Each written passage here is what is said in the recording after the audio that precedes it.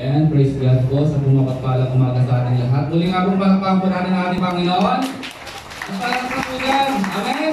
Palakpakan po natin sa Diyos. Okay po, sa pumapagpalang umaga sa ating lahat. Mapagpala po ang ating mga umaga? Yes. Praise God. Kasi kung ganun po, palakpakan po natin muli ang ating Panginoon na patas pa. Praise God.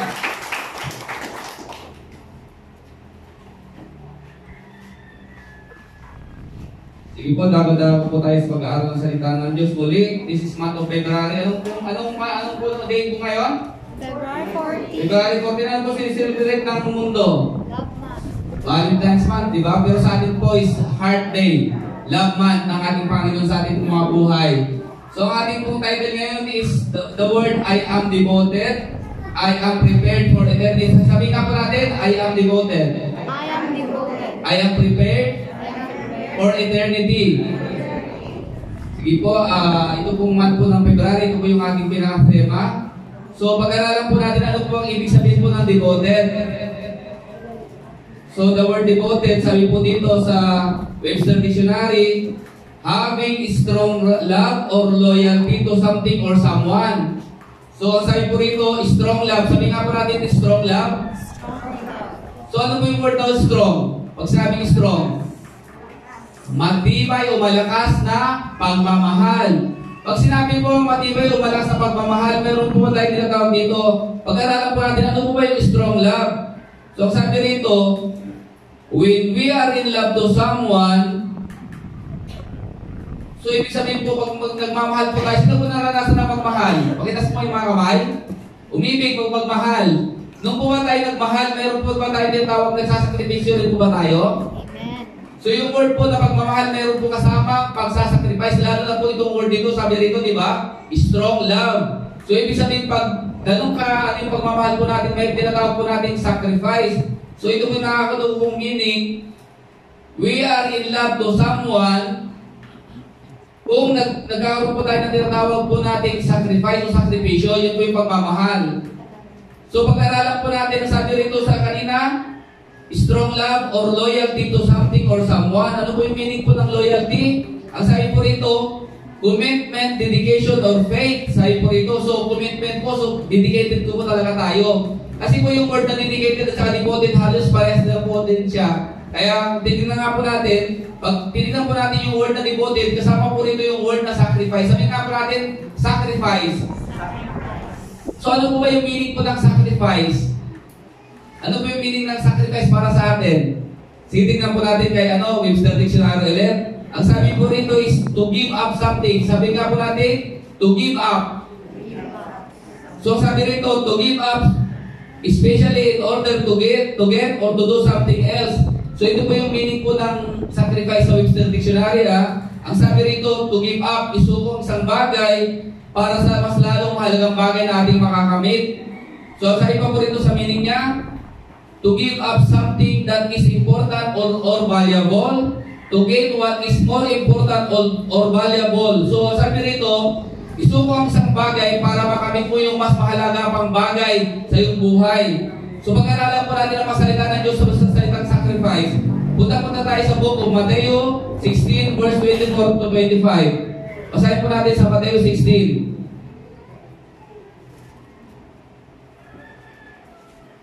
Ang sabi po rito sa Mateo 16:24, sinabi ni Jesus sa kanyang mga alagad, kung ibig ni naman sumunod sa akin, limutin niya ang ukol sa kanyang sarili, pasanin ang kanyang krus at sumunod sa akin. Ang naghahangad na magligtas ng kanyang buhay, ang siyang mawawalan nito, ngunit ang mag-alay ng buhay, alang-alang sa akin ay siyang magkakamit na yon.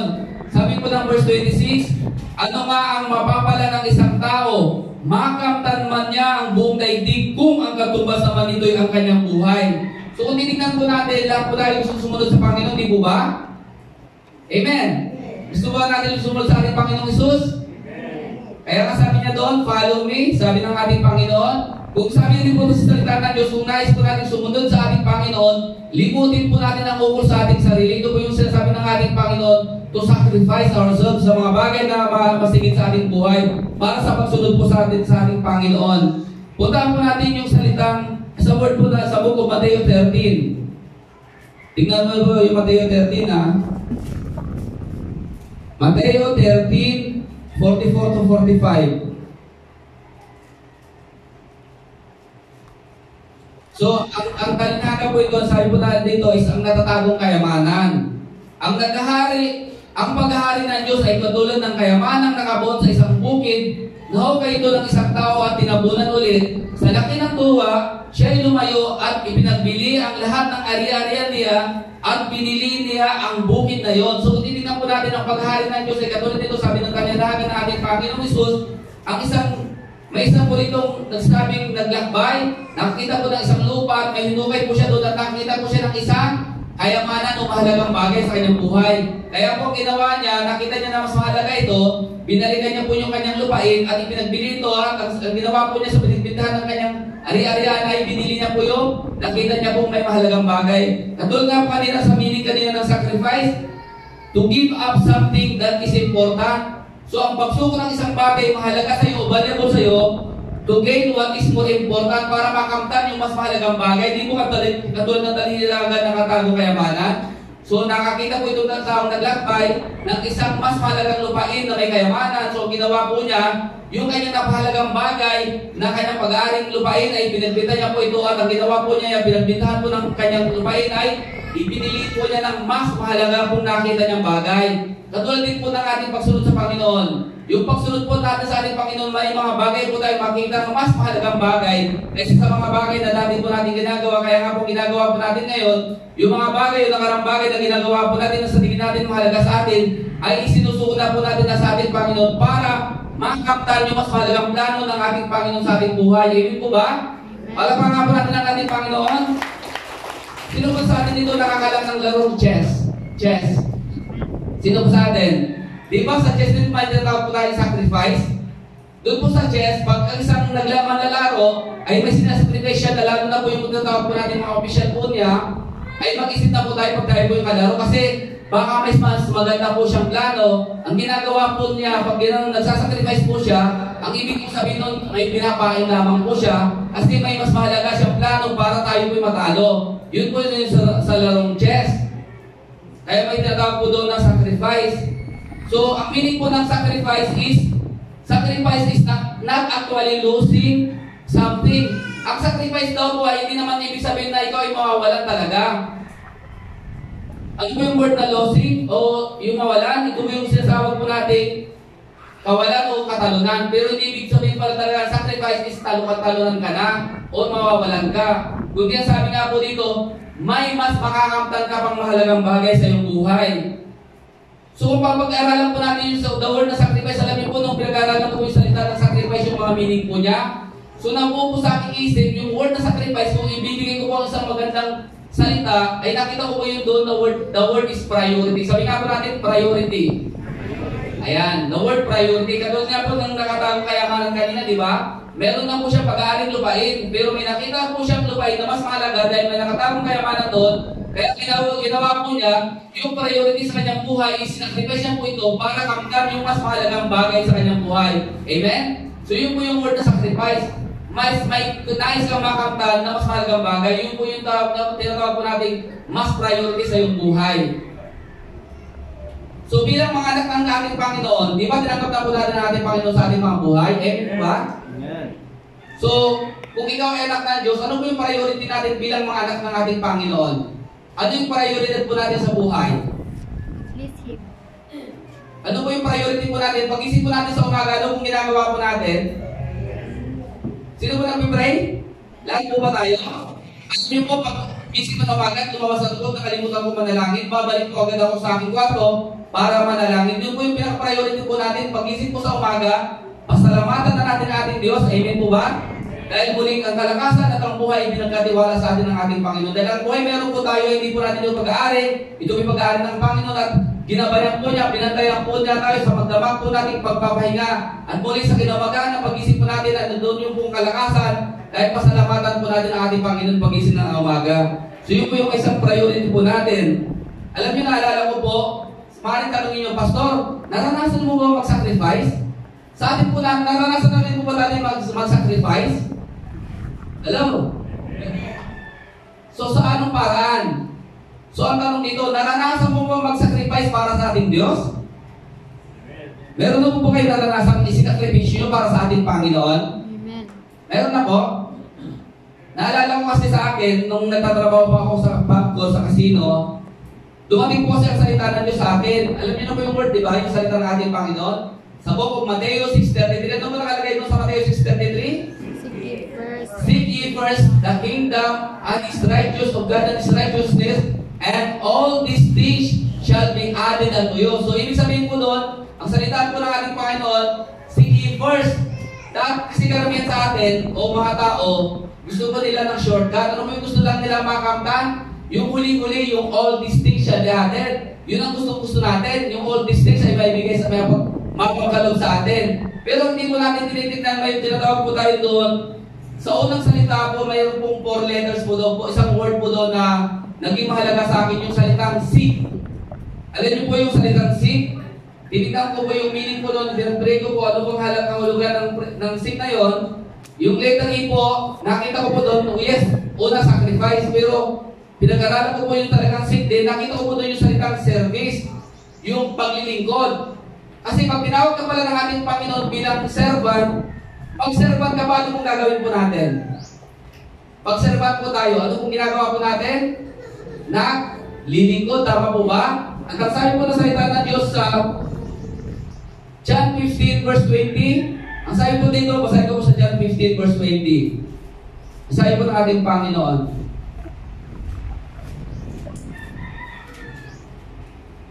John 15 verse 20. Alalahanin niyo ang sinasabi ko, walang aliping higit kaysa kanyang Panginoon. So, kung titignan po natin dito, sabi po ng Panginoon, walang alipin daw na mas higit sa kanyang Panginoon. Di po ba tinatawag po natin ang Panginoong Isus Panginoon po natin? Amin po ba? Kasi nung isunuguna po natin mga buhay sa ating Diyos, sa ating Panginoon, tinanggap po natin siya bilang Panginoon, tagapagligtas, iniligay po natin ang ating sarili bilang servant. At ang sabi po doon, walang mas higit na alipin kaysa kanyang Panginoon. So, ibig sabihin, pag ikaw ay servant at niligay mo sarili mo sa servant, ikaw lamang ay tagasunod. Tama po ba? Tagasunod po tayo. At yung sa word, letter po dito, yung salitang seek is yung E. Yung education, pag-aaral. Kaya nga po nag-aaral po tayo ng LDT, di ba ba? Mamaya ulit, manunod po tayo ng video at yung ipagpatuloy po natin yung ating life development training. Bakit po nakapahalaga ng pag-aaral? Ang sabi po kasi ng Hosea 4:6, people are perished for lack of knowledge. So, ang aking bayan ay nasira o nawasak dahil sa kakulangan ng kaalaman, sabi po ng salita ng Diyos. At sabi po ng Mateo 11:29, basahin ko po sa Mateo 11:29.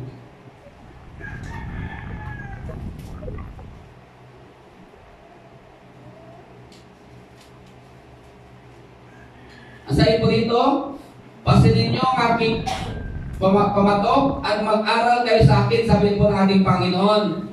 Ako'y maamo at mababang loob at makasusumpong kayo sa kapahingahan para sa inyong kaluluwa. Ang sabi pa po ng 2 Timothy 3:16. So sabi po ng ating Panginoong Isus, mag-aral po tayo sa Kanya. Pag-aralan po natin ang masalita po niya. Ang sabi po ng 2 Timothy 3 verse 16. Lahat ng kasulatay, kinasihan ng Diyos at magagamit sa pagtuturo ng katotohanan at pagpapabulan sa maling aral, sa pagtutuwid sa ligong gawain at sa pag-akay sa matuwid na pamumuhay. So ito po yung sinasabi po ng salita ng Diyos. Ang Biblia po o salita ng ating Panginoon ay kinasihan po niya, bagamat hindi po ang Diyos na nagsulat, pero lahat po ng tao nagsulat po nito ay kinasihan ng Panginoon, sinamahan po ng Diyos para isulat yung mga salitang nais pagkatiwala sa atin para po tayo turuan, akayin po sa matuwid na pamumuhay. Amen po ba? Ito po yung salita po ng ating Panginoon, kaya napahalaga pong pag-aralan po ang salita ng Diyos. Isang ipa po sa seek. Ano po yung E sa sumunod? Exercise. Exercise. Bakit napahalaga po ng exercise? Para saan po yung exercise sa physical po natin? Para maging healthy. Di po ba? Para maging healthy po tayo? Amen? Amen. How about sa spiritual po natin? Kanina nalaman po natin, nag-aaral po tayo, nalaman po natin ang salita ng Diyos. Ano po dapat po natin gawin sa salita ng Diyos, sa ating mga buhay? Ano po dapat po natin gawin sa salita ng Diyos na nalaman po natin? Exercise. Pag sinabing exercise mo sa salita ng Diyos, ano po ibig sabihin po nun? Gamitin. Bakit po napakalagang gamitin po ang salita ng Diyos? Kasi sabi po ng salita ng Panginoon, pag napakinggan mo at nalaman mo salita ng Diyos at hindi mo ito ginawa o sinunod, ang dinadaya mo ay ang inyong sarili. Sarili po natin ang ating dinadaya pag hindi po natin sinusunod ang nalalaman po natin salita ng ating Panginoon. May mahalaga po rito sa salita ng ating Panginoon dito po sa Luke 11.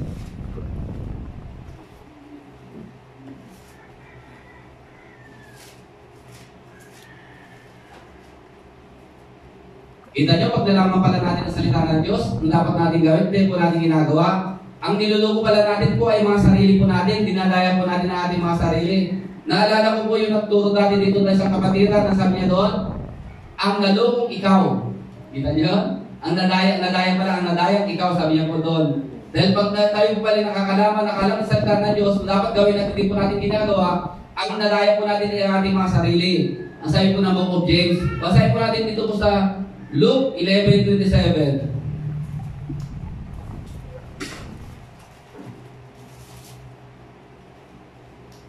Samantalang nagsasalita si Jesus, may isang babaeng sumisigaw mula sa karamihan at nagsabi sa kanya, mapalad ang babaeng nagdala sa inyo sa kanyang sinapupunan at nagpasuso sa inyo.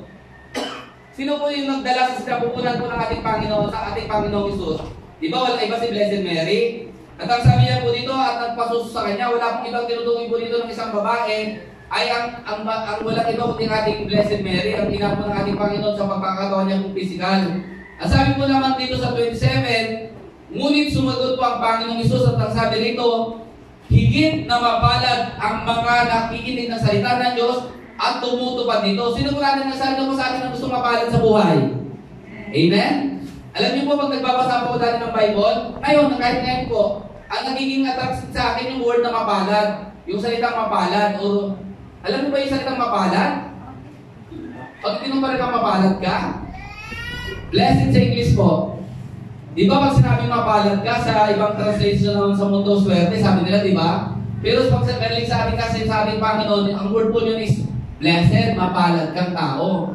Mapalad kang nilalang. At pag gusto mo natin maging mapalad na nilalang, ang sinasabi po ng salita ng Diyos, pag nalaman po natin ang salita ng Diyos, ay dapat po natin itong sundin para maging mapalad po tayo. Amen po ba?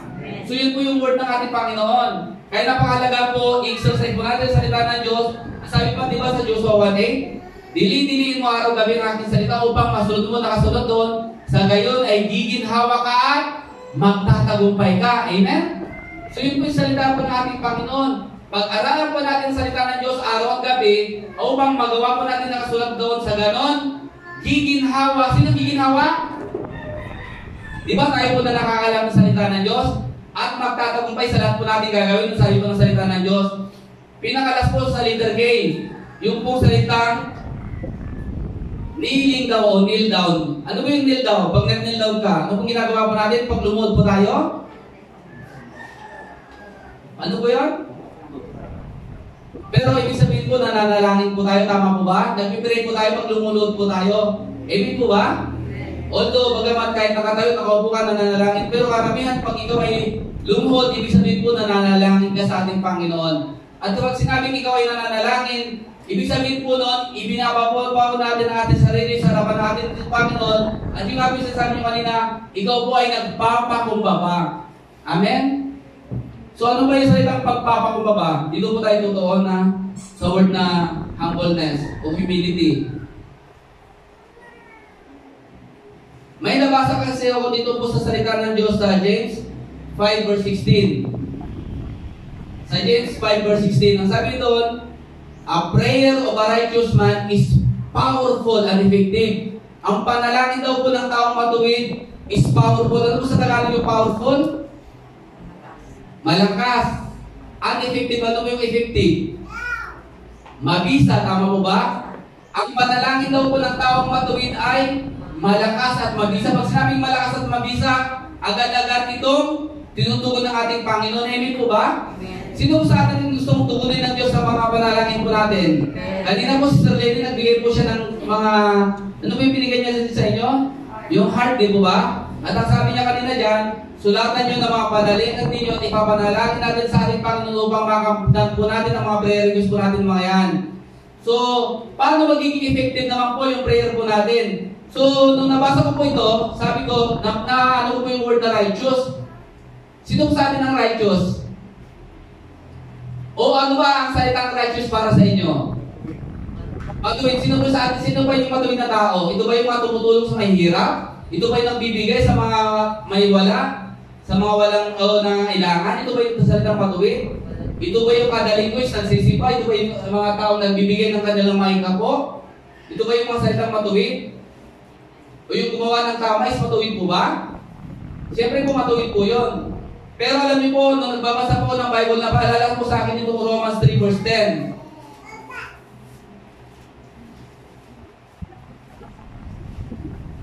Romans 3 verse 10.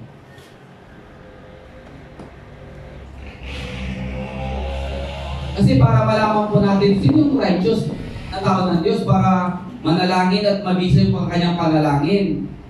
Romans 3 verse 10. Ang sabi po rito, ayon sa nasusulat, walang matuwid, wala kahit isa.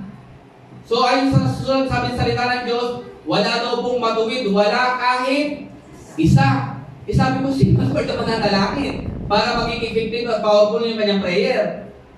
Sino sa tingin nyo? Alam niyo po, naalala ko ulit, alam na tawagin natin ang Panginoon. Panginoon, pwede bang ipanalangin mo ako sa Diyos? Sabihin natin, ikaw na yung mananalangin sa ating Panginoon. Alam niyo po, napaalala ulit sa akin itong Luke 18, yung dalawang nanalangin sa templo, naalala niyo po yun? Yung isang pariseo at isang publikano.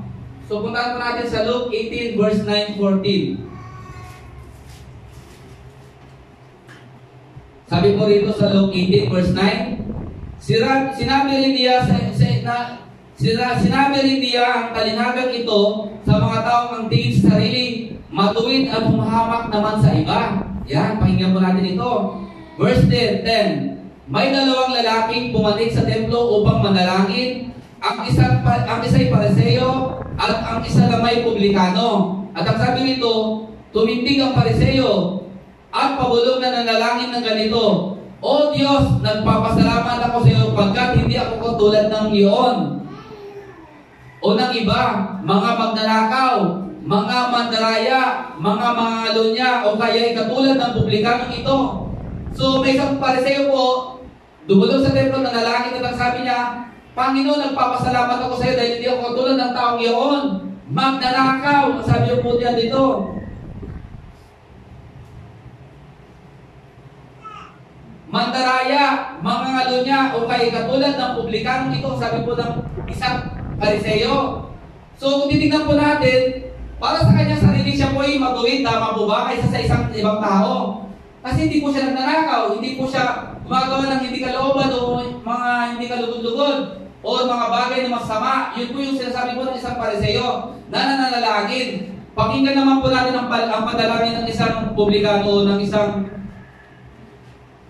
samantalang ang publikano ay nakatayo sa malayo, hindi man lamang nakatingin sa langit, kundi dinadagugan ng kanyang tinig at sinasabi, O Diyos, ito po yung panalangin naman po ng isang publikano o isang makasalanang tao.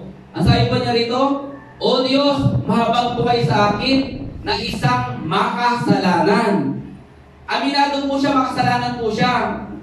At sabi niya rito sa 14, sinasabi ko sa inyo, ang lalaking ito'y umuwi, kinalulugdan ng Diyos, ngunit hindi ang isa sapagkat ang sino mang nagpapakataas ay ibababa ng Diyos at ang nagpapakababa naman po ay itinataas.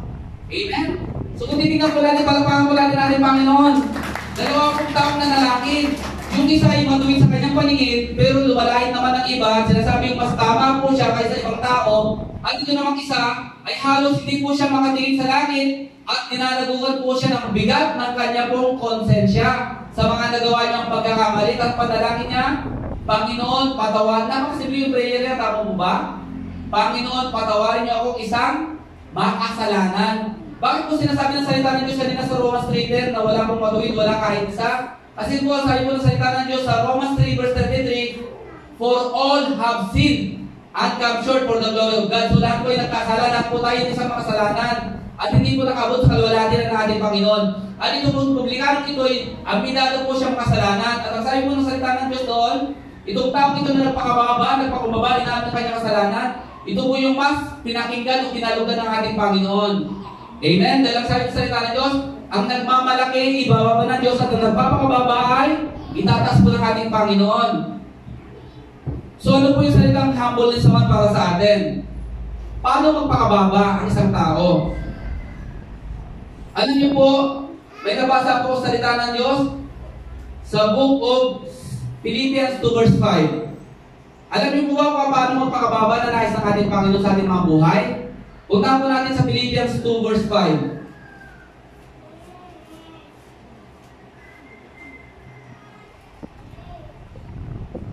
Philippians 2 verse 5. Ang sabi po rito, magpakababa kayo katulad ni Kristo. Kahit siya ay Diyos, hindi siya nagpumilit manatiling kapantay ng Diyos, halip ay kusa niyang binitawan ng karapatang ito at namuhay na isang alipin. So ang sabi po rito, magpakababa kayo katulad ni Kristo, bagamat siya ay Diyos. Alam niyo, tanong ko dati, Panginoon, bakit yung pagiging Diyos ng ating Panginoon ang hinalito nung sabi na magpapakababa? Bakit naging Diyos po ba kami? Alam niyo po, pinaalala ulit sa akin ng Panginoon sa book of Genesis. Punta po natin sa Genesis 2:22. Kung ano po nangyari sa tao nung nagkasala o sumuway sa Adan sa Eva sa ating Panginoon o sa mga pinag-utos ng ating Diyos na magkakanin. Ang sabi po ng Genesis 2 verse 22. Sinabi ni Yahweh, katulad na natin ngayon ang tao. So sabi ng ating Panginoon sa atin ng ating Diyos, naging katulad na natin ang Diyos, bagamat hindi po tayo tunay na Diyos, yung parang nagkukunwari rin Diyos, parang nag-act na Diyos, na bagamat, kasi sabi po rito, masahin ko po sapagkat alam na niya ang mabuti at masama, hindi na siya dapat tulutang kumain ng bungang kahoy ng buhay at baka siya hindi na mamatay. So kung titignan po natin, ang tao nung nagkasala po, nung sinuway po ni Adan at saka ni Eva, ipinaputos ng Diyos na magkakanin isang prutas na yon, ang tao po ay naging parang Diyos. Parang Diyos po ay hindi Diyos. Bakit? Kasi minsan sa ating mga buhay, ayaw po nating makinig, ayaw po nating paturuan, tama po ba? Kasi may alam na po tayo, naalala ko tuloy yung sinasabi ng school, yung principal po natin sa Dakap Norte National High School, Sir Kennedy. Ang lagi niya sinasabi, walang taong bobo, sabi niya. Wala daw taong bobo, lahat po ng tayo may talino. Bakit? Naalala ko tuloy.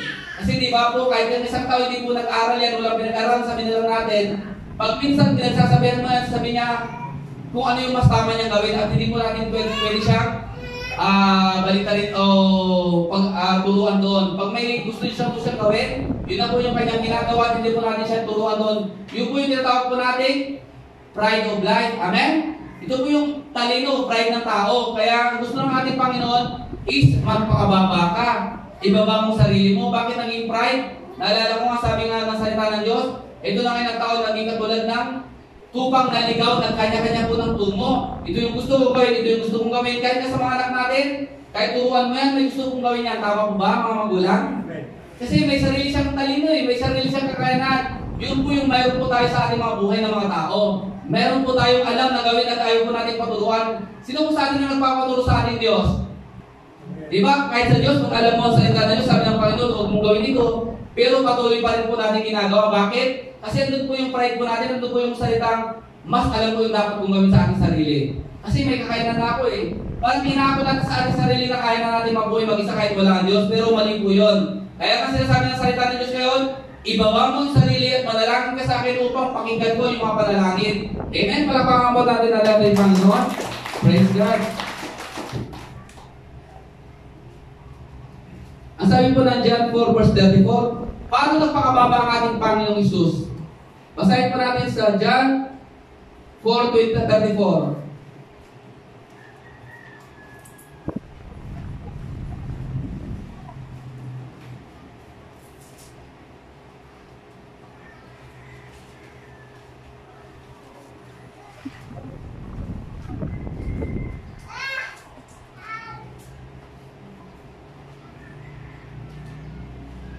Sinabi sa kanila ni Jesus, ang pagkain ko'y ang tuparin ang kalooban ng nagsugo sa akin at ganapin ang ipinapagawa niya. So alam po natin tayo po nilikha ng ating Diyos. Amen po ba? Alam po ba natin yung ating layunin sa buhay? Bakit tayo nilikha ng ating Panginoon? Alam po ba natin yung purpose po natin? Bakit po tayo created ng Diyos? Kasi nito po, ang Panginoon Jesus, alam niyo po kung bakit po siya isinugo dito sa mundong ito. Ang sabi niya is, ang pagkain ko'y ang tuparin ang kalooban na nagsugo sa akin at ganapin ang ipinapagawa niya. So ano pong nangyari? Punta po natin sa Luke 22:42. In the book of Luke 22:42.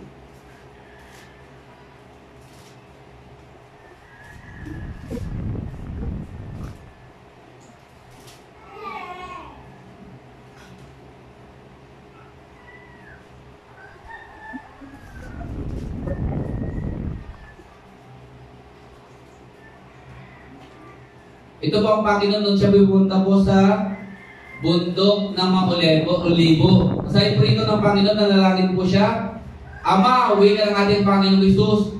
Kung maaari, layo mo sa akin ang sarong ito, gayon may.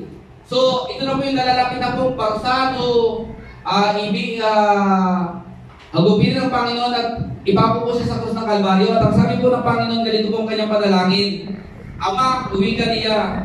Kung maaari, ilayo mo sa akin ang sarong ito. Kung pwede lang. Pero sabi niya po rito, gayon may, huwag ang kalooban ko ang masunod, kundi ang kalooban mo.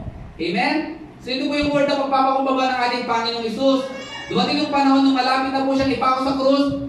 Ang prayer niya, kung pwede lamang ilayo ang sarong iyon ng paghihirap. Pero sabi ng ating Panginoon, hindi yung kalooban ko, kundi yung kalooban mo para sa akin. Kasi nga po ang prayer niya, sabi po sa John 4 kanina, 34, my food is to do the Father who have sent me. Ang gawin ng kalooban at din ang kalooban ng Diyos na nagsuga sa akin. Amen?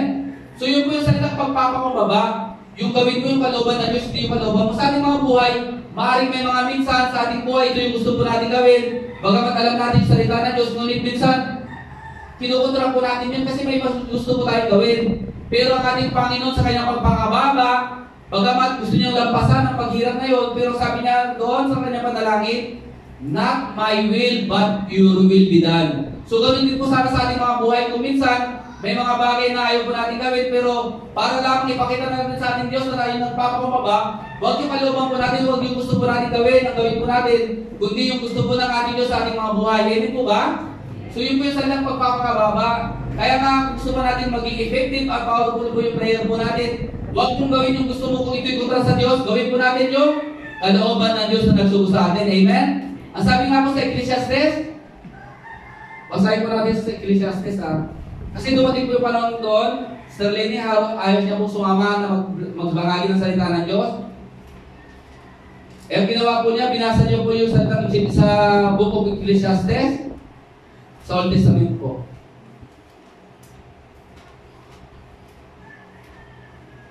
At nagising po siya sa katotohanan, kung ano po yung layunin ng kanya pong buhay. At ito nga po sa mga ngaral, 12, verse 13.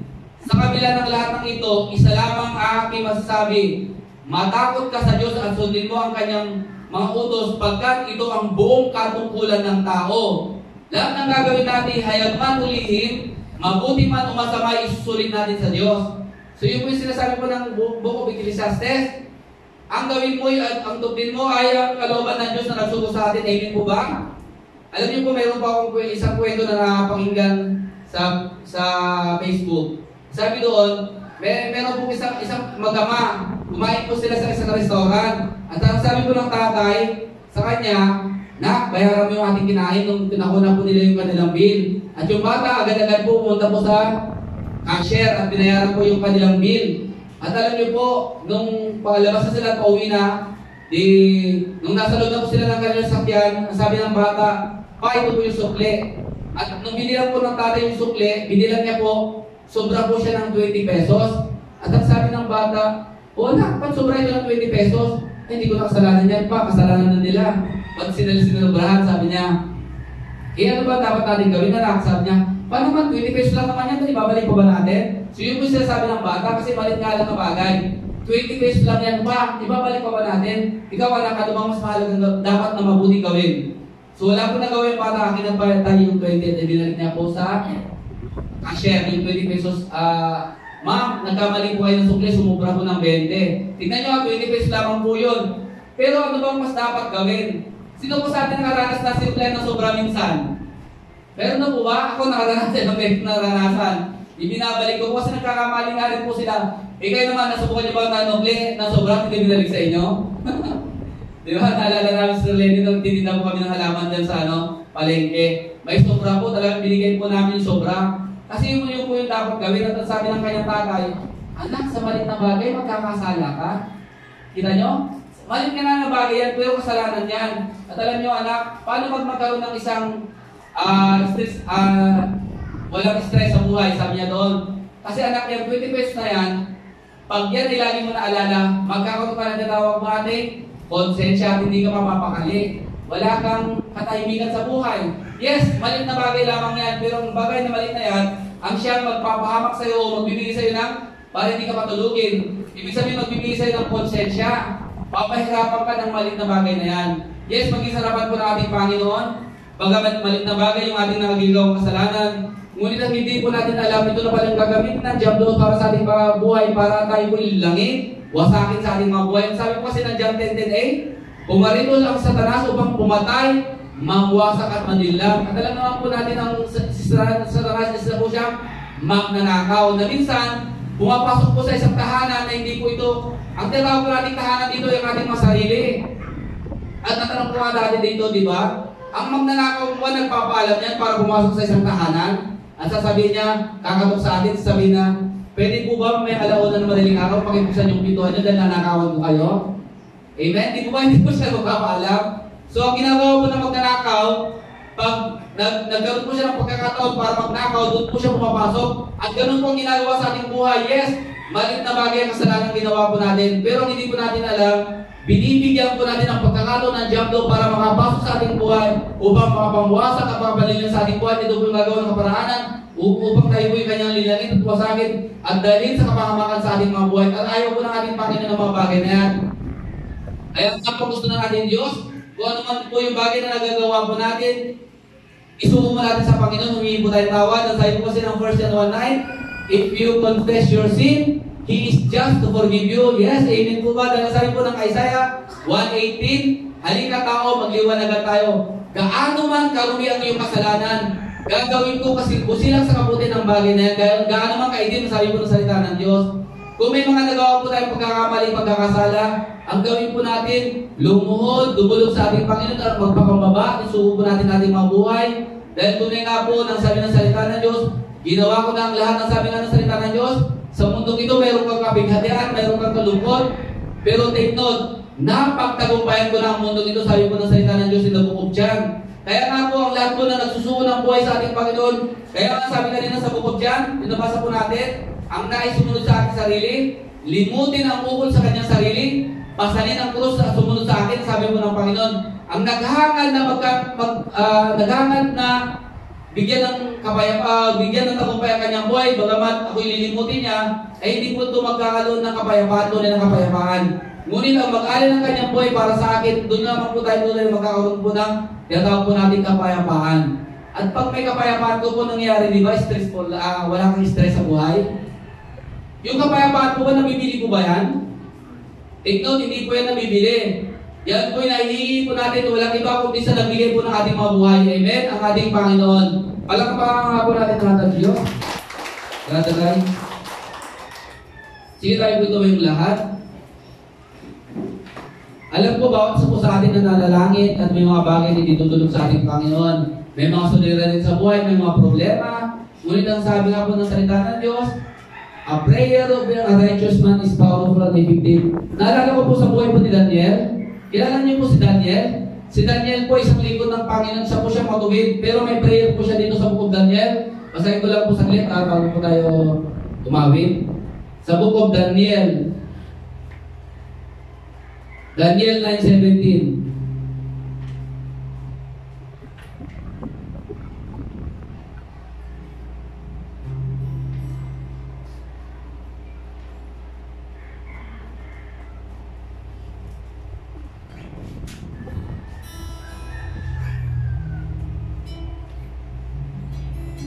Ito po yung panalangin po ni Daniel.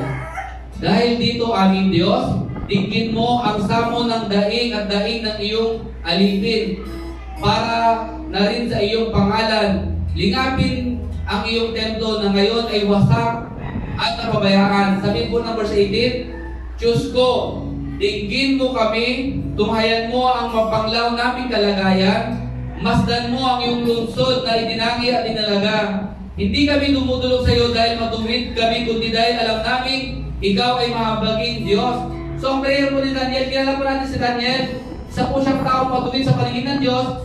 Alam niyo po nung panahon na sinabi po ni Haring Dario, na sino mong mananalangin liban sa Diyos ng Babylonia ay itatapon sa dungeon of lions. Kasi meron pong dalawang sipsip na nagnais na si Daniel ay alisin sa templo ni Haring Dario. Ngunit si Daniel po si Haring Dario ay malapit sa puso niya po si Daniel. Ang ginawa po niya ng dalawang sipsip kay Haring Dario, gumawa sila ng isang kautusan sa Babylonia para lamang maparusahan si Daniel. So nung narinig po ni Daniel yung bagay na sinabi ko doon, si Daniel po ay agad pumunta sa taas at nanalangin po siya na nakaharap sa Jerusalem. So ang sabi po doon, 3 times po siya nanalangin a day para lamang sa ating Panginoon. Bagamat ganun po ginawa niya, alam niyo po yung parusa mangyayari sa kanya, hindi niyo po ito binaliwala po niya ito. Kung ang ginawa po niya, inanalangin sa Panginoon. Pero tingnan niyo po yung prayer niya. Panginoon, ipinag-pray ko, dinadalahin po namin isang bagay na ito, hindi dahil kami ay matuwid. So tinitingnan po natin doon, si Daniel, bagamat matuwid po siya, hindi po siya nagmamalaki. Amen? At ang sagot po ng ating Panginoon, mababasa po natin sa book of Daniel 10 verse 12. Tignan niyo po Daniel 10 verse 12. Sinabi pa niya sa akin, kasi may isang biglang anghel na lumapit kay Daniel at tinapik po ang kanyang kamay. At ang sabi rito, huwag kang matakot pagkat mula nang ilagang mo sa Diyos ang iyong isipan at nagpakababa sa kanyang paningin, dinidig na ang iyong dalangin. Tignan niyo po si Haring Daniel, si Daniel, nung nagpakababa po siya, sabi ng salita po ng Panginoon sa book of Daniel 10:12, ang isang anghel ay, ang sabi niya doon, huwag kang matakot Daniel. Dahil mula nung itinulog mo ang buhay mo at nagpakababa sa Diyos, dinidig na ng Diyos ang iyong panalangin. Take note, pagpapakumbaba po ang sakrito para digin ng ating panalangin ng ating Diyos. Kung may mga bagay po tayo nagagawa sa ating Panginoon na hindi pa po natin kahit isuko, ito na po yung oras para isuko po natin sa Panginoon. Take note, nung tinanggap po niyo siya bilang Panginoon, tagapagligtas, inilagay po natin ang ating sarili bilang servant. So bilang servant, hindi po tayo mas mataas sa ating Panginoon. Isipin po natin tayo po yung nilikha ng Diyos. At ang sabi po ng salita ng Diyos sa book of Jeremiah 29 verse 11, for I know the plans I have for you, says the Lord, plans to prosper you and not to harm you. So kumbaga may mga bagay na mas higit na plano ang nilating Diyos sa ating mga buhay. Yes, may mga plano po tayong gawin, pero mas higit po ang plano ng Diyos sa ating mga buhay dahil siya po yung nakakalam ng future po natin. Awitin nga po natin yung nais kong mamasdan. Yes, God.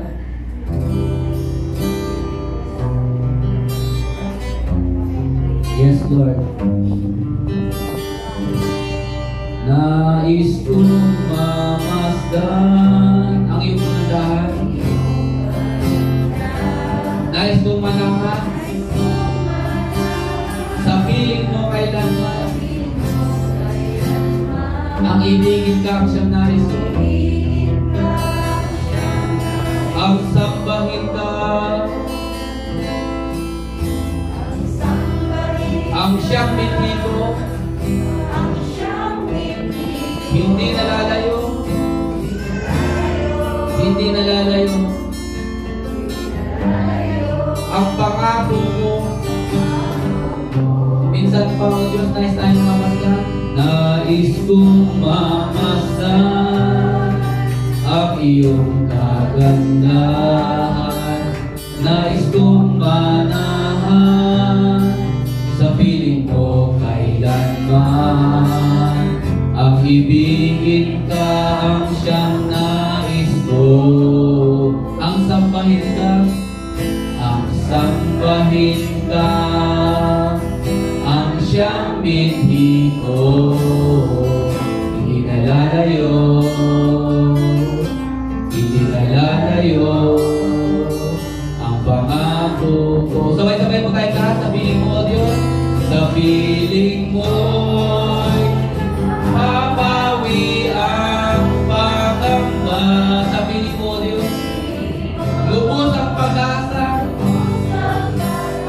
piling ko lamang, Panginoon. Sa piling mo'y galak ay umaapaw. Sa piling mo, oh Diyos. Minsan pa, Panginoon, sa piling mo. Sa piling mo'y napapawi ang pangangamba. O Diyos, sa piling mo'y lubos ang pag-asa. Sa piling mo'y galak ay umaapaw. Sa piling mo, oh Diyos, sa piling mo. Alam ko po na sa mga po sa atin may mga nalaman na po tayo sa salita ng Diyos. At maaaring minsan, ang hirap po natin isuko yung mga bagay na ninanais ng Diyos na isuko po natin sa ating Panginoon. Huwag na po tayong magdalawang isip. Ito na po yung panahon para ibaba po natin ang sarili sa ating Diyos at tanggapin po natin ang plano, layunin ng Diyos sa ating mga buhay nung tayo pinilikha niya. Nilikhaan po niya tayo sa mabuting bagay, hindi po para sa masama. Ang ninais po ng Diyos, bigyan po tayo ng isang buhay, ganap at kasiya-siya, sabi po ng John 10:10b. Ang sabi po noon, bagamat mong rito ang kaway sa talas upang pumatay, mangwasak at manlilang, sabi po ng Panginoon, pumarito naman po siya upang magbigay ng isang buhay, ganap po at kasiya-siya. Ang nais po ng Diyos, magkaroon po tayo ng tunay na kapayapaan. Ngunit ang ninanais lamang po ng ating Panginoon, isuko na po natin sa Diyos ang ating mga kasalanan, ang ating mga bagay na nagagawa hindi po karapat-dapat sa paningin ng Diyos. Pwede po ba sa oras na ito, nais ko pong idulog kayo sa isang panalangin o ilid kayo sa isang maikling panalangin? Pwede po ba kapakitas po natin ating mga kamay sa ating Panginoon? At sumunod po sa isang maikling panalangin. Panginoong Diyos, nagpapasalamat po ako na muli napakinggan ko ang iyong mga salita. Inaamin ko po, ako po'y isang makasalanan, nakagawa ng mga bagay na hindi ka nais-nais sa iyong paningin. Patawarin mo po ako, O Diyos, kung ako may nagmamalaki sa iyong harapan at hindi ginaganap o hindi sinusunod ang mga bagay na ipinapagawa mo sa akin. Patawarin niyo po ko, Panginoon. At sa oras na ito, muli, binubuksan ko ang aking puso, ang aking buhay para lamang sa iyo. At inaanyayahan kita, Panginoong Hesus, na pumasok at makialam sa aking buhay bilang aking Panginoon at sariling karapat-ligtas. Ito po ang aking dalangin sa pangalan ni Jesus. Minsan pa sabihin po natin sa piling mo. Sa piling mo'y napapawi ang pangamba. Sa piling mo'y tunay o Diyos, lubos ang pag-asa. Sa piling mo'y galak ay umaapaw. Sa piling mo, O Diyos. Sabay-sabay pagkataon, sa piling mo'y napapawi ang pangamba. Lubos ang pag-asa po namin, Panginoon, sa piling mo. Yes, God. Sa piling mo'y galak ay umaapaw. Sa piling mo, O Diyos, sa piling mo. Ako na lang po nanalangin.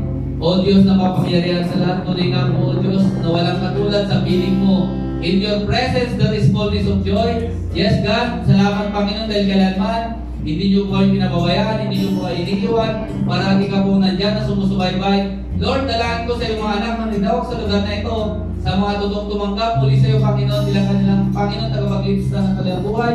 Lord, muli, O Diyos, ang iyong paggabay, pag-iingat at pagkabulutin ng banal mong dugo ang aming mga buhay, na hindi po manakaw o baka manlilang kaaway sa aming mga buhay. Bagpus, O Diyos, ang mga salita na pinagdalo mo sa amin sa umagang ito.